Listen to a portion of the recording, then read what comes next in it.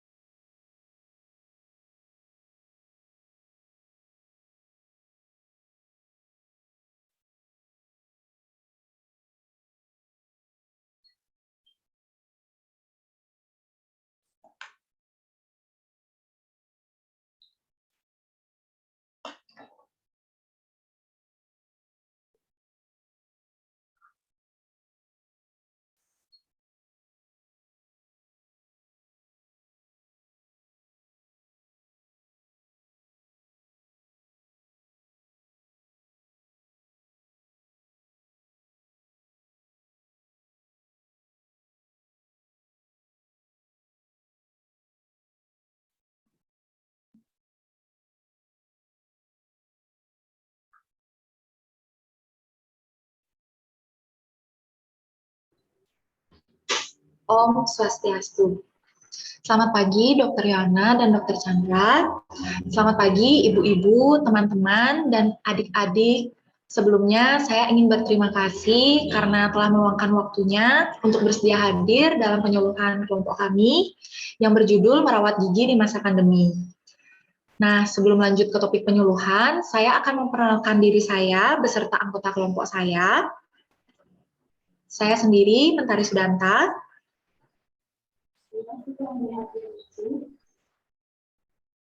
Saya Gabriel Tanaka. Saya Niputumani Astari. Dan saya Gia Kanaya. Dan di sini hadir juga Dr. Chandra dan Dr. Yohana sebagai pembimbing dari diskusi penyuluhan kelompok kami kali ini. Nah, saya mulai saja penyuluhannya.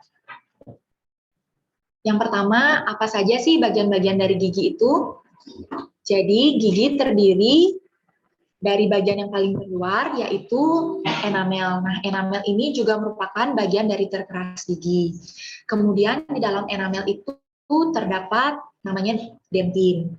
Kemudian di dalam dentin, jadi pulpa ini merupakan bagian gigi yang terdiri atas saraf-saraf gigi dan pembuluh darah. Kemudian jenis-jenis gigi. Jadi gigi memiliki bentuk yang berbeda dan memiliki fungsinya masing-masing. Berikut jenis dan fungsi gigi. Gigi seri yaitu berjumlah 8 yang terletak di depan mulut dan berfungsi untuk menggigit makanan. 4 di atas dan 4 di bawah. Nah, untuk melihat bagian-bagian dari gigi, misalnya ada yang belum tahu, ada di sebelah kanan gambarnya. Yang kedua ada gigi taring. Gigi taring ini berjumlah 4 dan menjadi gigi paling tajam untuk merobek makanan. Terletak 2 di atas dan 2 di bawah. Selanjutnya ada gigi geraham. Gigi geraham berjumlah 8 dan berfungsi untuk mengunyah dan menggiling makanan. Di samping gigi geraham juga ada gigi premolar yang memiliki jumlah dan fungsi yang sama dengan gigi geraham. Dan yang terakhir ada gigi geraham bungsu atau kalau orang Bali bilang namanya pangkal penginjeng. Nah, ini muncul paling akhir pada saat usia 18-20 tahun. Gigi bungsu biasanya akan dicabut karena menyebabkan nyeri ketika tumbuh dan mendesak gigi yang lain. Kemudian, jumlah pada gigi secara umum itu untuk anak-anak jumlahnya 20 gigi. Dan untuk dewasa jumlahnya 32 gigi. Lalu contoh-contoh penyakit pada rongga mulut kita. Yang pertama ada gigi berlubang, kemudian ada karang gigi, radang gusi, dan sariawan. Untuk pengobatannya sendiri, yang pertama dapat dilakukan penambalan pada gigi yang berlubang, lalu dapat dilakukan tindakan pembersihan karang gigi untuk karang gigi dan radang gusi, kemudian dapat mengkonsumsi vitamin C untuk radang gusi dan sariawan. Selanjutnya presentasinya akan dilanjutkan oleh teman saya. Baik, di sini saya akan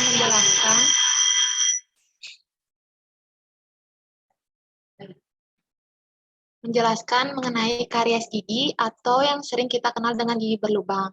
Di sini ada beberapa faktor penyebab dari gigi berlubang. Yang pertama itu plak.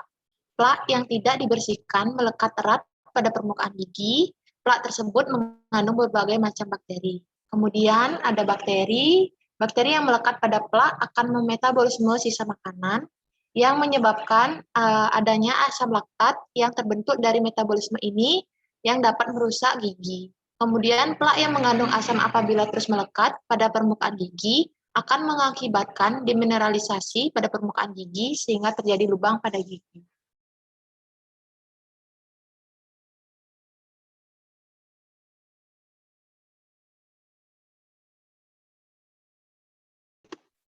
Adapun perilaku yang tidak baik untuk kesehatan gigi, yang pertama, tidak rajin menggosok gigi, kemudian menggunakan tusuk gigi, menyikat gigi terlalu keras, adanya bruxism, tidak rutin melakukan pembersihan karang gigi setiap 6 bulan sekali.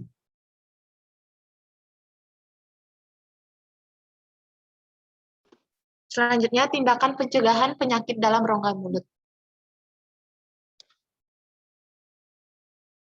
Yang pertama, ada diet. Tujuan yang paling penting dalam diet adalah mengendalikan frekuensi makanan yang mengandung karbohidrat, perbanyak makan makanan yang penuh gizi, dan jangan lupa menggosok gigi setelah makan. Selanjutnya adalah rajin menggosok gigi atau menyikat gigi. Ada 7 tahap dalam menyikat gigi. Yang pertama, bisa saya contohkan. Letakkan bulu sikat gigi pada permukaan gigi, dekat tepi gusi dengan posisi membentuk sudut 45 derajat. Yang kedua, sikat setiap bagian gigi, mulai dari bagian gigi yang biasa dipakai untuk mengunyah, seperti gigi geraham, gigi yang dekat dengan pipi dan lidah. Kemudian, untuk membersihkan permukaan gigi depan, pegang sikat gigi dalam posisi vertikal, sikat dengan gerakan melingkar dari tepi gusi sampai atas gigi. Lakukan gerakan ini sebanyak 2-3 kali. Ubah pola menyikat gigi jika diperlukan. Yang kelima, durasi waktu untuk menyikat gigi seluruh bagian sekitar 2-3 menit, dan baru setelah itu dikumur-kumur hingga gigi bersih. Jangan lupa, jangan menyikat gigi terlalu keras, karena menyebabkan permukaan luar gigi atau enamel terkikis dan membuat gigi sensitif. Dan yang terakhir, menyikat gigi dengan gerakan lurus dapat dalam waktu yang sama dapat menyebabkan kerusakan permanen pada gusi.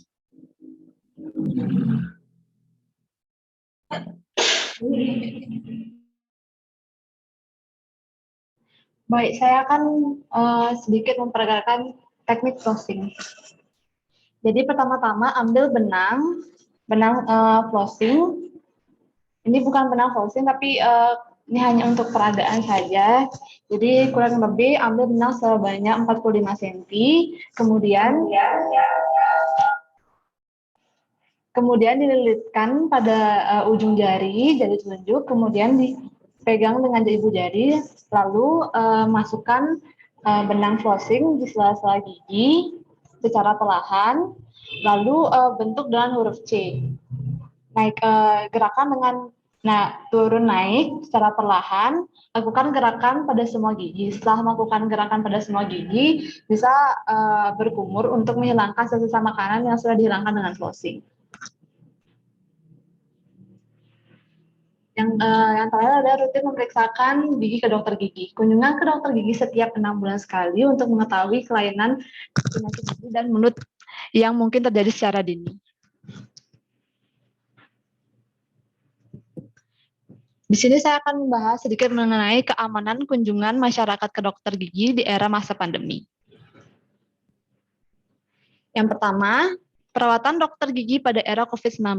Tindakan perawatan kedokteran gigi di masa pandemi COVID-19 sebenarnya dapat dikategorikan dalam beberapa kategori berdasarkan kondisi kegawat daruratan. Yaitu yang pertama, tindakan emergensi darurat yang dapat mengancam nyawa. Yang kedua, tindakan urgent membutuhkan perawatan. Yang ketiga, tindakan non-urgent tidak membutuhkan perawatan segera. Yang keempat, tindakan elektif meliputi kontrol periodik, tindakan estetik, kedokteran gigi, penabalan maupun pencabutan gigi tanpa gejala asimptomatik, kemudian tindakan pembersihan karang gigi, tindakan pencegahan maupun tindakan pembuatan gigi tiruan dan implan gigi. Di sini perawatan yang disarankan pada era COVID itu ada poin 1 dan 2. Poin 1 itu tindakan emergensi atau darurat. Itu contohnya seperti terjadi kecelakaan, adanya patah tulang pada bagian rahang. Kemudian untuk tindakan urgentnya apabila ibu, bapak, atau adik-adik yang merasa sakit gigi yang tidak tertahankan bisa datang ke dokter gigi, seperti itu. Kemudian, manajemen pasien di masa pandemi COVID-19. Pada masa pandemi COVID-19, sangat disarankan bagi pasien apabila melakukan perawatan gigi dapat dilakukan konsultasi secara online terlebih dahulu mengenai keluhan gigi dan mulutnya.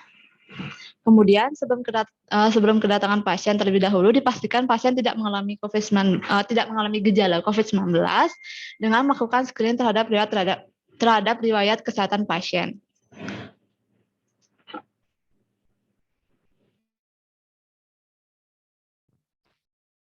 Selanjutnya saya akan menjelaskan tentang etika batuk dan bersin yang benar. Pertama-tama itu tutup hidung dan mulut saat batuk atau bersin dengan tisu atau lengan baju dalam. Hal ini agar virusnya itu tidak menyebar ke udara dan menular ke orang lain. Lalu yang kedua, segera buang tisu yang telah dipakai ke tempat sampah dan cuci tangan dengan menggunakan air bersih beserta dengan sabun, atau mungkin kalau tidak menemukan wastafel atau air bersih bisa dengan menggunakan hand sanitizer. Lalu gunakan kembali masker. Kebiasaan batuk atau bersin yang salah itu tidak menutup mulut saat batuk atau bersin di tempat umum, tidak mencuci tangan setelah digunakan untuk menutup mulut atau hidung saat batuk dan bersin, membuang ludah di sembarang tempat, membuang atau meletakkan tisu yang sudah dipakai di sembarang tempat, dan tidak menggunakan masker saat flu atau batuk atau pada saat bepergian. Jadi di sini saya akan memperagakan cara cuci tangan yang baik. Itu basahi kedua tangannya sampai dengan pergelangannya dengan menggunakan sabun.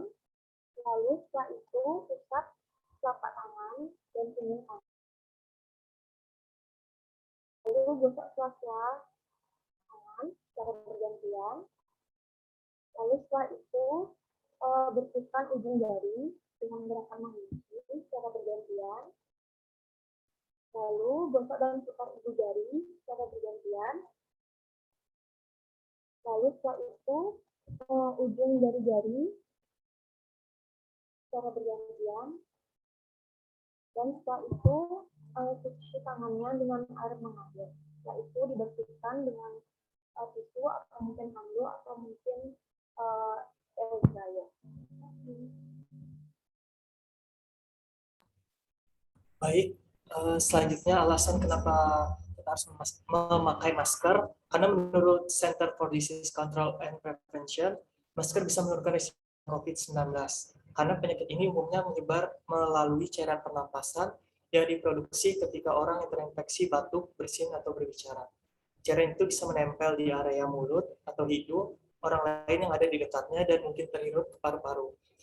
Agar efektivitasnya optimal, kenali kelebihan dan kekurangan dari pilihan masker yang kita dapat pakai sehari-hari.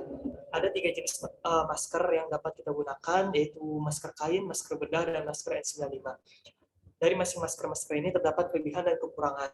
Pada masker kain, yang disarankan pemerintah untuk digunakan oleh masyarakat umum saat bepergian ke tempat umum atau berinteraksi dengan orang lain memiliki kelebihan, yaitu harganya lebih ekonomis dan bisa dipakai ulang setelah dicuci bersih. Adapun kekurangan dari masker kain ini sendiri, yaitu efektivitasnya dalam memfilter bakteri dan virus paling rendah jika dibandingkan masker bedah atau N95. Selanjutnya pada masker bedah. Masker bedah ini biasanya diperuntukkan bagi tenaga kesehatan atau orang yang sakit dan memiliki 3 lapisan. Kelebihan dari masker bedah itu sendiri, harganya tidak semahal masker N95, tidak mengganggu kenyamanan pernapasan. Kekurangan dari masker bedah itu yaitu tidak seefektif masker N95 dalam mencegah penularan virus karena mudah bergeser saat dipakai sehingga menimbulkan celah masuk bagi udara. Selanjutnya itu masker N95. Masker ini biasanya disarankan untuk digunakan untuk tenaga medis yang menangani pasien. Kelebihan dari masker N95 itu sendiri, yaitu masker ini mampu menyaring udara hingga 95%. sehingga lebih direkomendasikan untuk pencegahan penyebaran virus corona. Adapun kekurangan dari masker N95 ini yaitu harganya lebih mahal.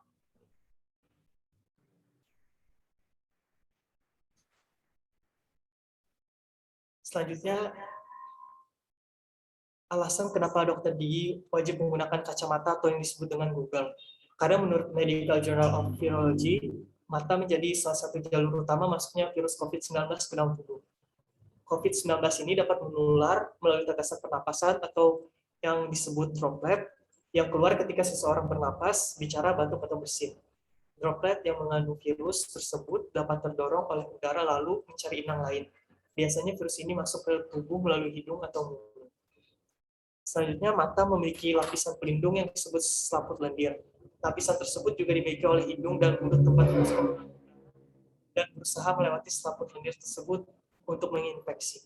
Itu sebabnya para peneliti melihat kemungkinan selaput lendir di mata ini juga menjadi portal masuknya virus corona penyebab COVID-19. Secara teoritis, memakai kacamata menjadi penghalang tambahan untuk melindungi mata dari sentuhan langsung atau percikan droplet. Petugas kesehatan menggunakan kacamata Google ini biasanya di lingkungan zona merah COVID-19 dengan alasan yaitu untuk melindungi mata dari percikan droplet. Adapun bedanya dari kacamata Google dan pada biasanya yaitu didesain untuk melindungi mata sekitar air dengan rapat. Sedangkan kacamata yang digunakan sehari-hari hanya untuk menghalangi droplet dari bagian depan dan sisi-sisi lainnya yang masih rentan.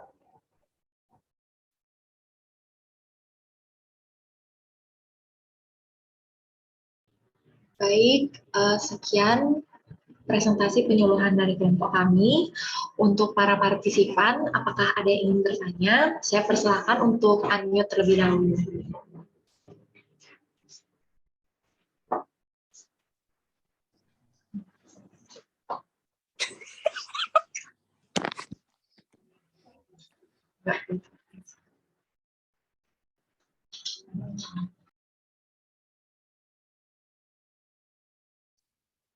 Halo Kak, saya izin bertanya.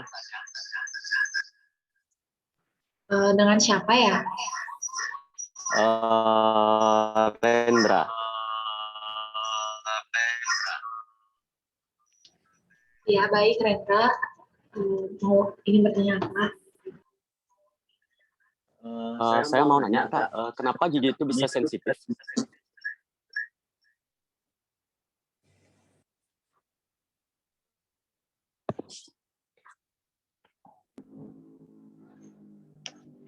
Ada yang ingin ditanyakan lagi? Sama sekalian nanya, jadi setiap saya gosok gigi itu gusi saya selalu berdarah Kak. Kenapa bisa gitu ya?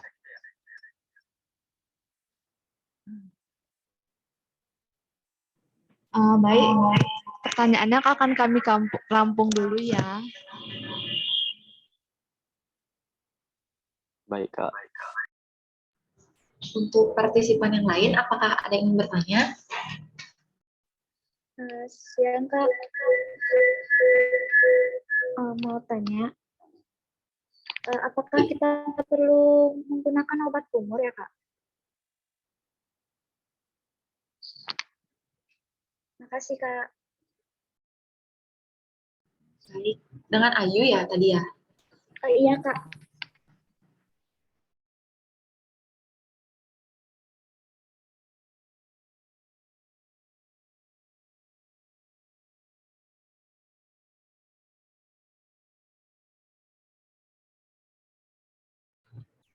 Ini ada partisipan yang speakernya lainnya, saya izin membacakan pertanyaannya. Selamat pagi, sebelumnya mohon maaf karena speaker saya bermasalah. Saya Vita, izin bertanya, mungkin boleh disebutkan makanan yang dianjurkan dan tidak dianjurkan untuk kesehatan gigi. Terima kasih.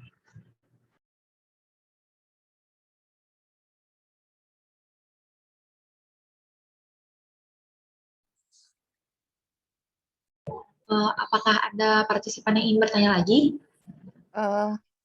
Selamat siang, saya ingin bertanya, kenapa kalau kita baru bangun itu mulut kita bau, padahal malam sebelumnya kita udah gosok gigi?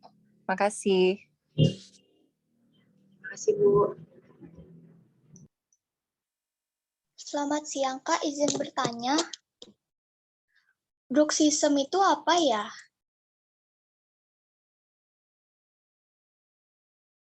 Dengan siapa ya barusan? Mohon maaf, tadi saya nggak lihat. Natasha. Oke.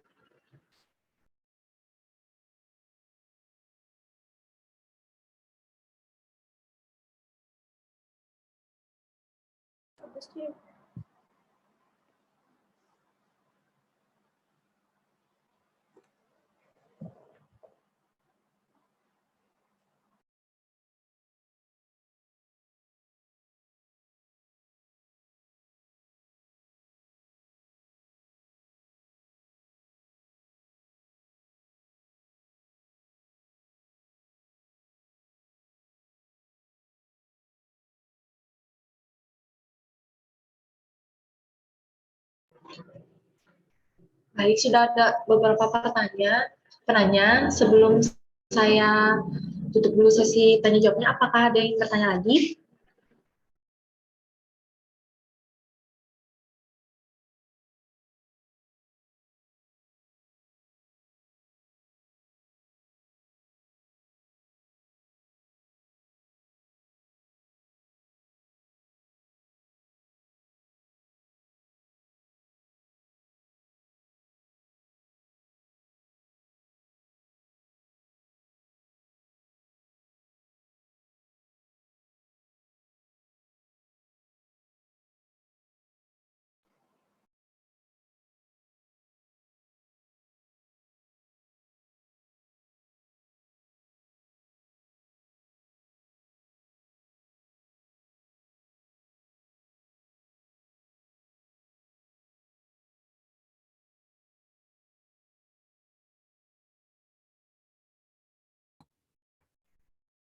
Baik, di sini saya izin menjawab pertanyaan dari atas nama Galih tadi ya.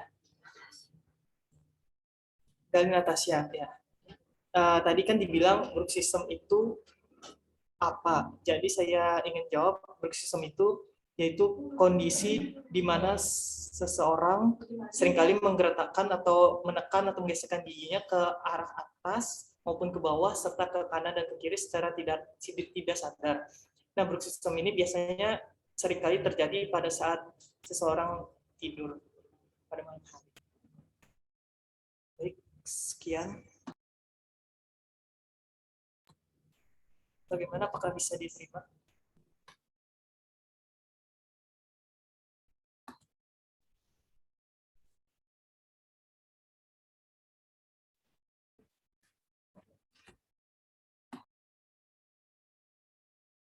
Untuk Natasha, atau pertanyaannya sudah terjawab? Iya, Kak. Terima kasih.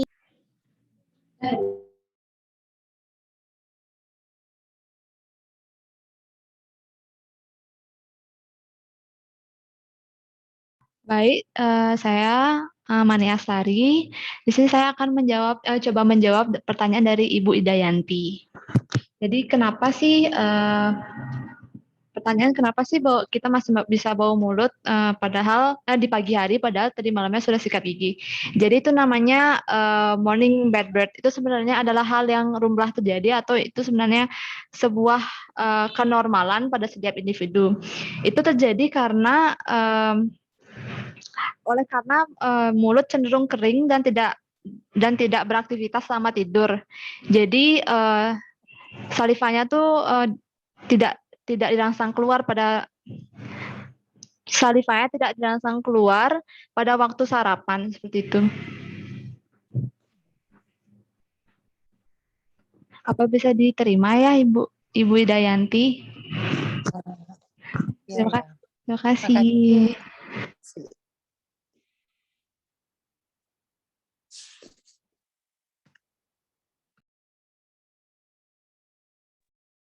Baik, saya Gia Kanaya. Di sini saya akan menjawab pertanyaan dari Ayu Supralawati.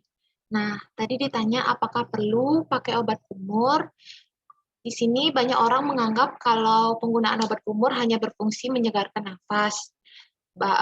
Ternyata faktanya penggunaan obat kumur dengan bahan aktif antiseptik itu di dalamnya dapat bermanfaat dalam memerangi bakteri penyebab bau mulut dan gigi berlubang.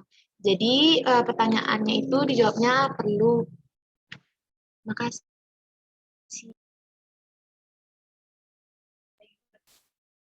Apakah bisa diterima untuk partisipan Ayu atau ada pertanyaan lainnya?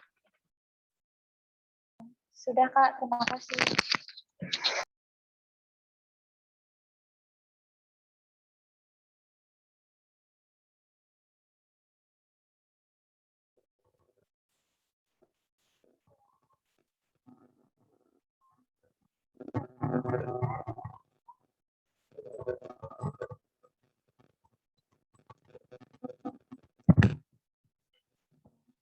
Terdengar ya?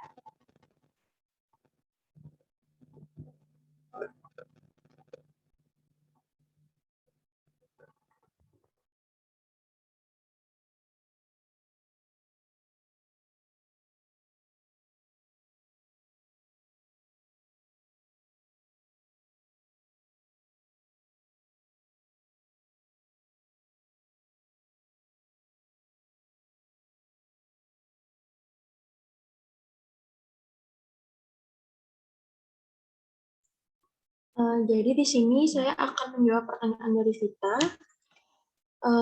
Jadi contoh makanan yang dianjurkan dan tidak dianjurkan untuk kesehatan gigi itu, yang dianjurkan itu pertama ada buah-buahan, sudah pasti karena banyak mengandung vitaminnya. Lalu untuk sayur-sayuran mungkin bisa mengandung vitamin A karena vitamin A itu bisa menjadi pilihan utama karena sangat baik untuk menambah kekuatan enamel gigi. Lalu setelah itu ada keju karena di sini kalsium dan juga kandungan fosfatnya. Lalu keju itu bisa menetralkan dan menyeimbangkan keasaman pH pada mulut dan bisa memicu diproduksinya air liur. Lalu setelah itu mungkin makanan yang tidak dianjurkan itu ada makanan-makanan manis seperti coklat, permen. Sebenarnya bukan tidak dianjurkan sih, lebih ke dikurangin aja frekuensi makannya, sama habis makan itu jangan lupa untuk sikat gigi. Apa bisa diterima jawabannya?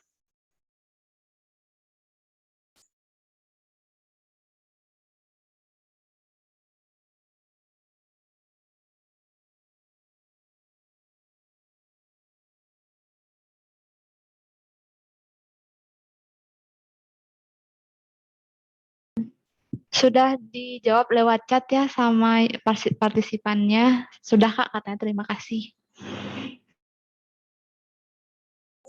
Lalu ini ada yang bertanya partisipannya kedua di kolom chat. Kalau untuk gigi,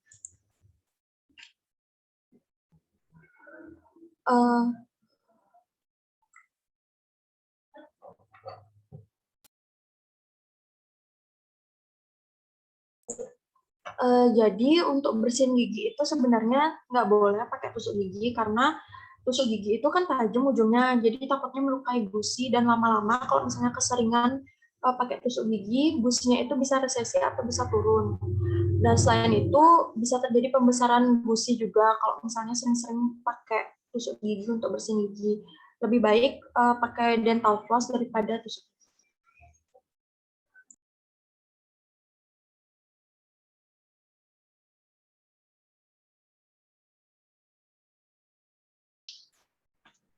Baik, jadi di sini saya akan menjawab pertanyaan dari Rendra. Jadi yang pertama itu Rendra bertanya kenapa gigi itu bisa sensitif. Jadi gigi sensitif itu adalah kondisi di mana munculnya rasa nyeri dan ngilu pada gigi. Jadi gigi sensitif ini terjadi ketika gigi itu memberi respon berlebihan terhadap rangsangan tertentu. Misalnya saat kita makan makanan yang dingin ataupun minum minuman yang dingin. Selain makanan dan minuman itu, Gigi sensitif itu bisa terjadi karena beberapa faktor. Yang pertama, bisa saja pada saat adik Rendra menyikat giginya terlalu kuat atau keras, kemudian bulu sikatnya terlalu kasar, kemudian letakkan gigi saat tidur. Kemudian selain itu bisa saja karena penggunaan obat kumur yang beralkohol, bisa juga karena proses pemutihan gigi bisa saja terjadi. Dan yang terakhir sama juga bisa juga karena kebiasaan menggertakkan gigi atau menggeserkan gigi pada saat tubuh sistem seperti yang saya sebutkan. Kemudian pertanyaan yang kedua, kenapa pada saat gigi itu gusinya sering berdarah ya? Jadi jika gusinya di Rendra berdarah itu, meski sudah menggosokkan giginya secara perlahan, itu mungkin dikarenakan adanya peradangan gusi. Seperti di dalam gambar. Jadi peradangan gusi ini juga dikenal sebagai istilahnya gingivitis. Jadi gingivitis ini bisa disebabkan karena penumpukan plak yang akhirnya menjadi karang gigi. Nah, kalau disarankan seperti ini sih bisa kunjungin ke dokter gigi untuk pembersihan karang gigi. Apakah jawabannya bisa diterima? Bisa, Kak. Terima kasih.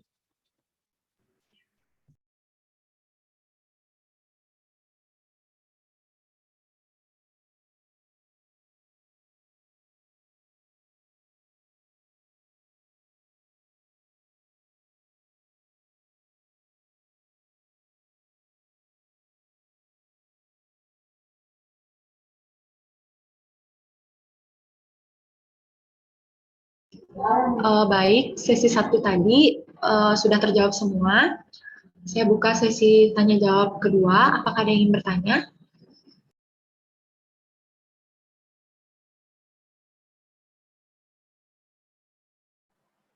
Halo Kak, saya mau nanya. Iya, silakan. Namanya siapa ya? Endrawan Kak. Saya mau nanya, kenapa giginya kita tuh kayak berlubang, padahal kita rajin sikat gigi, tapi giginya itu tetap berlubang. Baik, terima kasih Endrawan. Saya tampung dulu pertanyaannya. Ya. Apakah ada yang ingin bertanya lagi?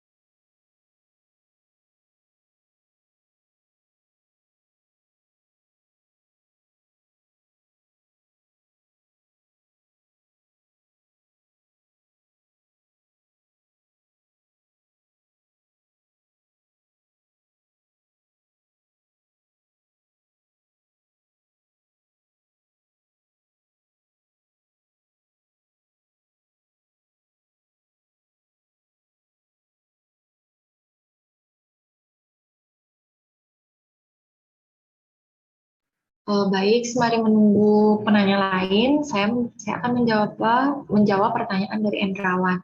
Jadi kenapa sih gigi itu bisa berlubang padahal kita udah rajin sikat gigi? Nah, untuk faktor yang menentukan gigi tidak berlubang itu ada beberapa faktor. Mungkin kalau udah rajin menyikat gigi itu bisa saja karena teknik menyikat giginya yang salah dan frekuensinya yang kurang tepat. Sehingga dapat menyebabkan sisa-sisa makanan yang menumpuk dan meningkatkan terjadinya risiko gigi berlubang. Seperti itu. Apakah bisa diterima? Endrawan.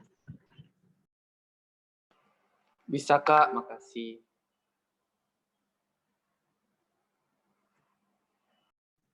Apakah ada yang ingin bertanya lagi? Oh ya, silakan. Dengan siapa? Maaf Kak, boleh bertanya sekali lagi? Ya, boleh. Setiap bulan berapa kali harus mengganti sikat gigi ya?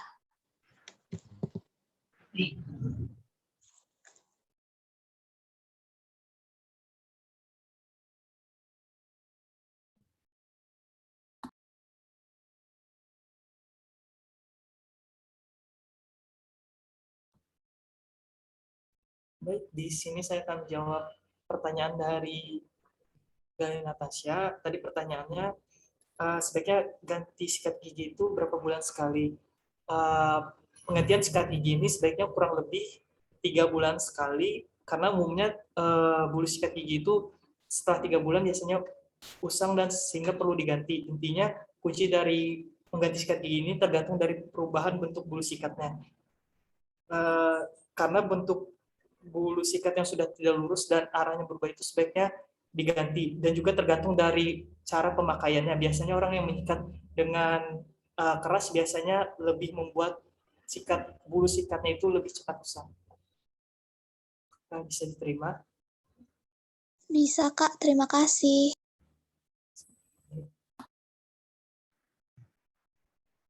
Baik, apakah ada yang ingin bertanya lagi?